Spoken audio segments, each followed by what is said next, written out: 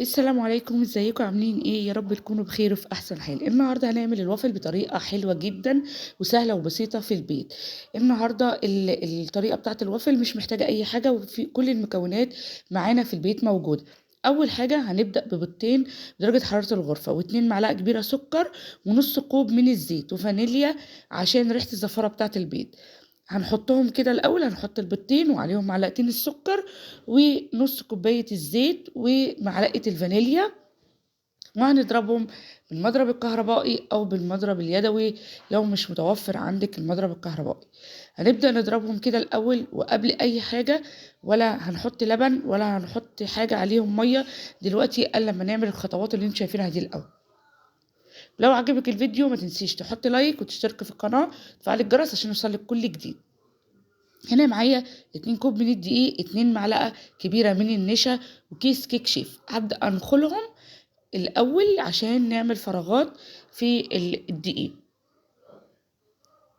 هنا بقى إيه كنت حطيت المكونات كلها، الدقيق والنشا والكيك شيف، وبعد كده هبدأ أنخله. بعد كده هنا هنزل بيهم على الخليط بتاعنا بتاع البيض، وهبدأ أضربه بالمضرب الكهربائي. ومش هنزل دلوقتي خالص ولا بلبن ولا بمية، هنزل بالمية بس مش دلوقتي، لما أوريكم القوام عامل إزاي. قبل ما انسى حبيت اقول لكم ان احنا عاملين وجبات الخير عشان شهر رمضان. كل سنه وحضراتكم طيبين. عاملين بنجمع وبنعمل وجبات خير. انا اللي مسؤوله عن وجبات الخير وعن افطار اطعام صايم.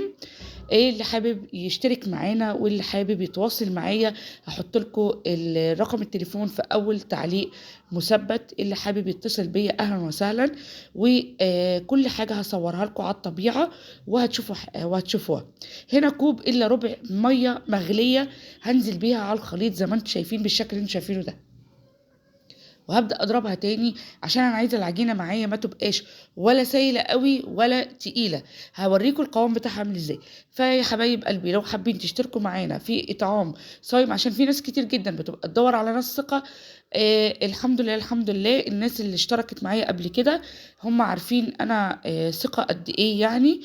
وكل حاجه هصورها لكم على الطبيعه، وهتشوفوا ازاي احنا بنعمل بنطلع الوجبات الخير للناس المحتاجين، وبنعمل افطار صايم للناس المحتاجة. هنا معايا بقى معايا الجهاز بتاع الوافل دوت الساندوتش ميكر يا بنات، وليه كذا وش زي ما انتم عارفين.